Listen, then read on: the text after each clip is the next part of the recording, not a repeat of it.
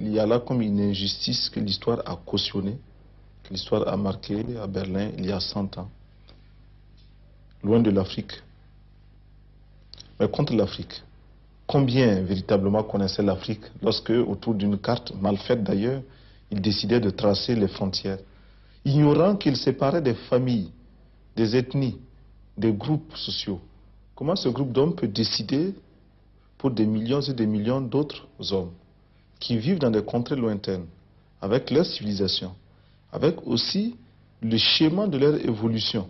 Berlin a consacré la barbarie de la colonisation et aussi le mépris, le dédain souverain que des hommes peuvent avoir contre d'autres hommes. La dette, c'est sa forme actuelle, contrôlée, dominée par l'impérialisme. Une reconquête savamment organisée pour que l'Afrique, sa croissance, son développement obéissent à des paliers, à des normes qui nous sont totalement étrangères, faisant en sorte que chacun de nous devienne l'esclave financier, c'est-à-dire l'esclave tout court, de ceux qui ont eu l'opportunité, la ruse, la fourberie de placer les fonds chez nous avec l'obligation de rembourser.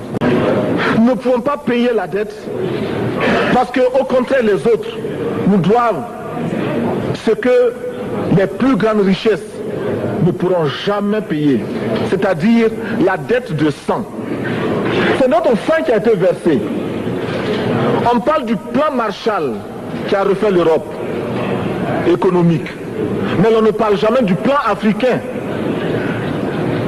qui a permis à l'Europe de faire face aux hordes hitlériennes lorsque leur économie était menacée, leur stabilité était menacée. Qui a sauvé l'Europe? C'est l'Afrique. On en parle très peu. On en parle si peu que nous ne pouvons pas, nous, être complices de ce silence ingrat. Si les autres ne peuvent pas chanter nos louanges, nous avons au moins le devoir de dire que nos pères furent courageux et que nos anciens combattants ont sauvé l'Europe et finalement ont permis au monde de se débarrasser du nazisme. La dette, c'est aussi la conséquence des affrontements. Et lorsque l'on nous parle aujourd'hui de crise économique, on oublie de nous dire que la crise n'est pas venue de façon subite. La crise existe de tout temps. Et elle ira en s'aggravant chaque fois que les masses populaires seront de plus en plus conscientes de leurs droits face aux exploiteurs. Il y a crise aujourd'hui parce que les masses refusent que les richesses soient concentrées entre les mains de quelques individus. Il y a crise parce que quelques individus déposent dans des banques à l'étranger des sommes colossales qui suffiraient à développer l'Afrique.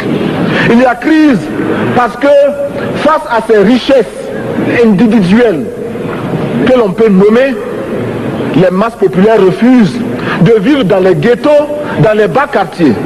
Il y a crise parce que les peuples partout refusent d'être dans Soweto face à Johannesburg.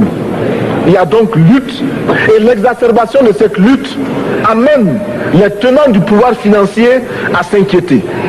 On nous demande aujourd'hui d'être complices de la recherche d'un équilibre. Équilibre en faveur des tenants du pouvoir financier, équilibre au détriment de nos masses populaires. Non, nous ne pouvons pas être complices. Non, nous ne pouvons pas accompagner ceux qui sucent le sang de nos peuples et qui vivent la sueur de nos peuples. Nous ne pouvons pas les accompagner dans leur démarche assassine. Mais je voudrais simplement dire que nous devons accepter de vivre africain. C'est la seule façon de vivre libre et de vivre digne. Je vous remercie, Monsieur le Président. La patrie ou la mort, nous vaincrons.